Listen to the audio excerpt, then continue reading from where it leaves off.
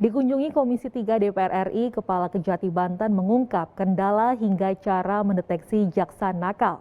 Jaksa nakal menjadi sorotan Komisi 3 DPR RI karena memerlukan bimbingan dan pembinaan agar tidak menyalahi aturan serta menyalahgunakan kewenangannya untuk kepentingan pribadi. Komisi 3 DPR RI melakukan kunjungan kerja reses di kantor Kejaksaan Tinggi Banten. Kunjungan kerja kali ini dalam rangka reses masa persidangan 3 tahun sidang 2020-2021. Kepala Kejati Banten, Reda Mantovani, mengatakan kunjungan kerja Komisi 3 untuk mencari dan memberikan masukan hal-hal kendala yang dialami Kejati Banten. Reda menyampaikan masalah yang dihadapi Kejati Banten yaitu penganggaran yang masih terbatas. Dalam situasi anggaran terbatas membuat penanganan perkara disesuaikan dengan anggaran yang ada. Kedua, terkait sumber daya manusia yang masih terbatas. Ketiga, terkait penganggaran yang berkaitan dengan Undang-Undang Revisi atau Undang-Undang Kejaksaan yang baru. Dengan adanya Undang-Undang Kejaksaan yang baru, pihaknya perlu mempersiapkan apa saja yang ada pada aturan di undang-undang tersebut. Selain itu, Reda juga menyampaikan kepada para anggota Dewan bagaimana cara Kejati Banten dalam mengidentifikasi atau mendeteksi adanya jaksa nakal. Sehingga ketika ada informasi mengenai jaksa yang ketahuan berbuat nakal, pihaknya langsung melakukan pembinaan dengan menggeser tugas kerja yang bersangkutan.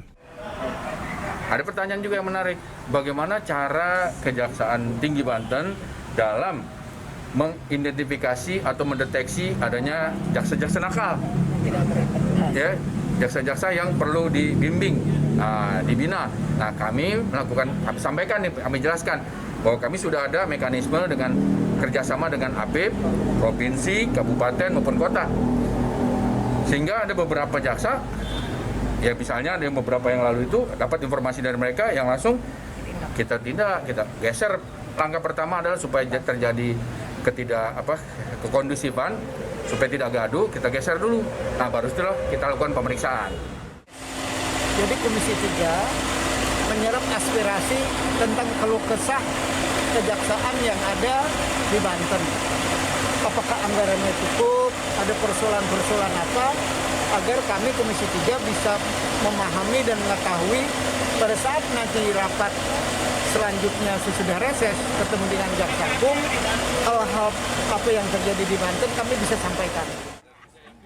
Selain itu, dalam usulan yang disampaikan kepada Komisi 3 di tahun 2022, Reda menyampaikan dalam Undang-Undang Kejaksaan yang baru pihaknya ditugaskan memberikan fasilitas kesehatan dan sosial.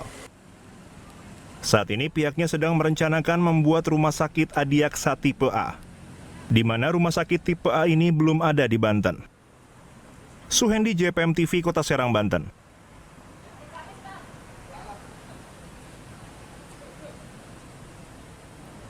Pemirsa, BMKG menyiapkan posko layanan informasi cuaca di Pelabuhan Merak.